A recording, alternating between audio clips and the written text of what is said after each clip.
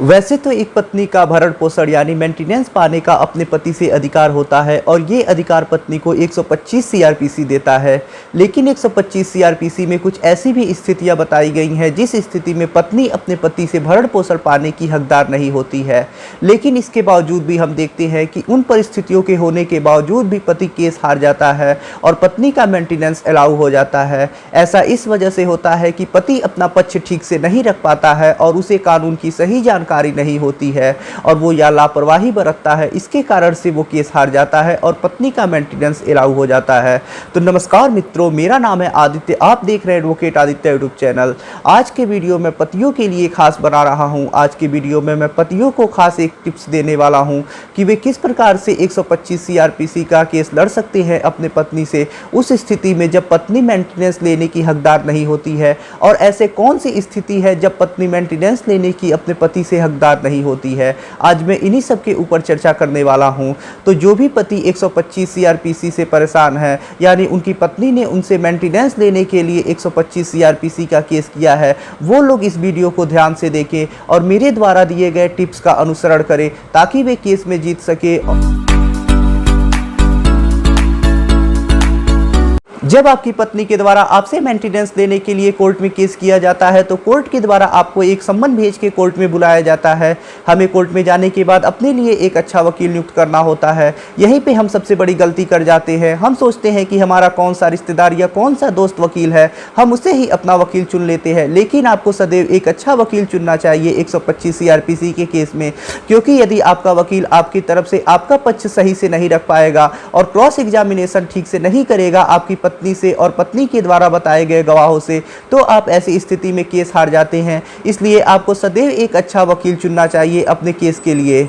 जब पति पहली बार कोर्ट में हाजिर होता है उसके बाद सबसे पहले पति को उस एप्लीकेशन की कॉपी रिसीव कराई जाती है जिस एप्लीकेशन को पत्नी ने दिया है कोर्ट में। उस एप्लीकेशन में सारी बातें डिटेल में लिखी होती है, जैसे कि पति पत्नी की शादी कब हुई थी, पति पत्नी दोनों कहाँ पे रहते हैं, उनका अस्थायी पता क्या है, पत्नी पति से अलग क्यों रह रही है, पत्नी पति से कितना मेंटेनेंस मांग रही है और मेंटेनेंस मांगने का क्या कारण है। उसमें पत्नी ये भी बताई होती है कि उसका पति कितना कमाता है। यहीं पे हम दूसरी गलती कर जाते हैं, क्योंकि अगली डेट पे हमें उसी एप्लीकेशन की रिप्लाई देनी होती है, यानी रिटन आंसर, जिसको हिंदी में जवाबदेही बोला जाता है, वो देना होता है। हम अपना एक मजबूत जवाबदेही नहीं दे पाते हैं। सबसे पहले जब हमें एप्लीकेशन प्राप्त हो जाता है तो उस एप्लीकेशन को ध्यान से पढ़ना चाहिए और उसका एक मजबूत जवाबदेही यानी रिटन आंसर तैयार करके कोर्ट में सबमिट करना चाहिए अगली डेट पे। तभी आप केस जीत पाएंगे, क्योंकि आपकी जवाबदेही पे आपका केस चलता है और इसी के आधार पे तथ्यों को कोर्ट में उजागर किया जाता है। जब आपकी पत्नी ने आपसे मेंटेनेंस लेने के लिए कोर्ट में केस किया है तो आपको सदैव एक बात पे अडिग रहना चाहिए कि आप अपनी पत्नी को अपने साथ ले जाना चाहते हैं। यदि आपकी पत्नी अब भी आपके साथ चल के रहे तो आप हंसी खुशी उसके साथ अपना जीवन व्यतीत करने को तैयार हैं और उसके सारे मेंटेनेंस यानी सारे उसके खर्चों को उठाने के लिए तैयार हैं। उसे जितने रुपयों की ज़रूरत पड़ेगी आप अपने सामर्थ्य के अनुसार उसे देंगे और उसे हंसी खुशी अपने साथ रखेंगे। आपको कोर्ट में ये बात कभी नहीं कहनी चाहिए कि आप अपनी पत्नी को नहीं ले जाना चाहते हैं। जब आपको में ये बात कहते हैं कि आप अपनी पत्नी को ले जाना चाहते हैं, इसके बाद पत्नी की ये भार आ जाता है, यानी पत्नी की ये परेशानी आ जाती है पत्नी के ऊपर कि वो ये बात को कोर्ट में सिद्ध करे कि वो अपने पति के साथ क्यों नहीं रहना चाहती है और मेंटेनेंस की मांग क्यों कर रही है।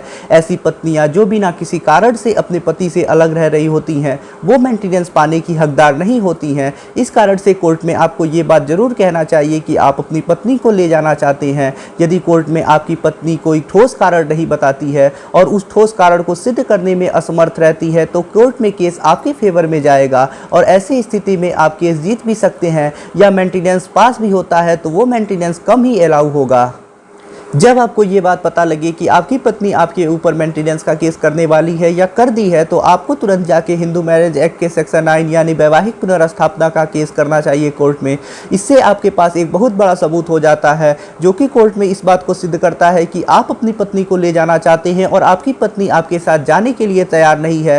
तभी तो आपने हिंदू मैरिज एक्ट के सेक्शन 9 का केस किया है। इसलिए आपको हिंदू मैरिज एक्ट के सेक्शन 9 का केस जरूर करना चाहिए यदि आपकी पत्नी आपके साथ नहीं रह रही है और मेंटेनेंस का मांग कर रही है आपसे। तो जब आपकी पत्नी ने आपके कमाई के साधन कोर्ट में बढ़ा चढ़ा के बोले हैं, यानी आप जितना नहीं कमाते हैं उससे ज़्यादा आपकी कमाई के साधन बताए हों, तो कोर्ट में इस बात को नकारना चाहिए। इस स्थिति में आपकी पत्नी के ऊपर ये भार आ जाता है कि वो कोर्ट में इस बात को सिद्ध करे कि आप कितना कमाते हैं। यदि कोर्ट में आपकी पत्नी सिद्ध नहीं कर पाती कि आपके कितना आय है, यानी आप कितना कमा लेते हैं महीने में, तो आपके कोर्ट में केस फेवर में जाता है। और ऐसी स्थिति में आप मेंटेनेंस देने से तो नहीं बच सकते, लेकिन हाँ, आपका मेंटेनेंस कम अलाउ होगा, यानी अपनी पत्नी को आपको कम मेंटेनेंस देना होगा।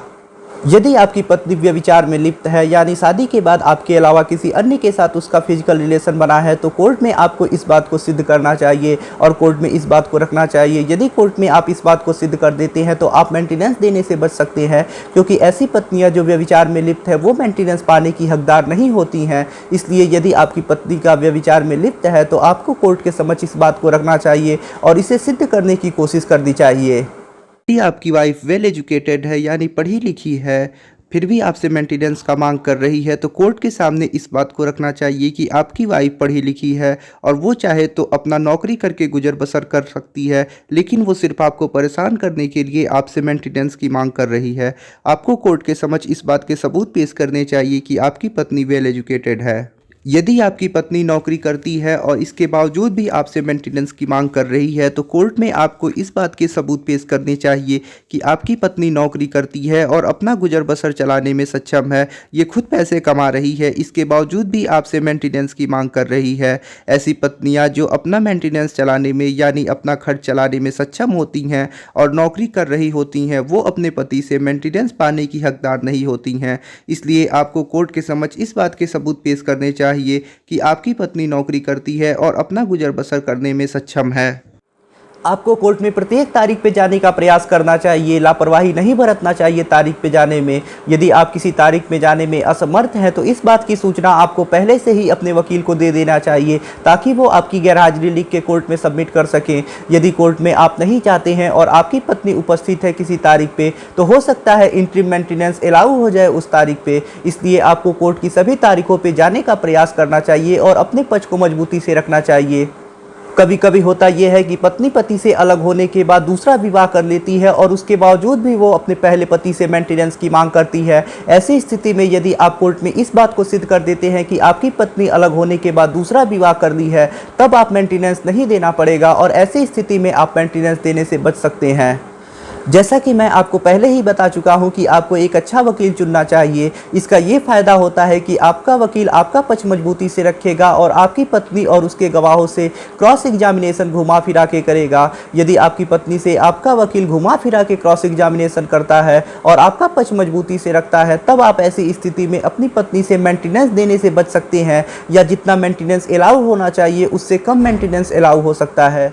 तो फ्रेंड्स, आज के वीडियो में मैंने आपको कुछ ऐसे टिप्स दिए जिसके द्वारा आप मेंटेनेंस के केस में अपना पक्ष मजबूत कर सकते हैं। यदि आपके मन में अब भी कोई सवाल है तो वो सवाल नीचे कमेंट बॉक्स में हमसे पूछें।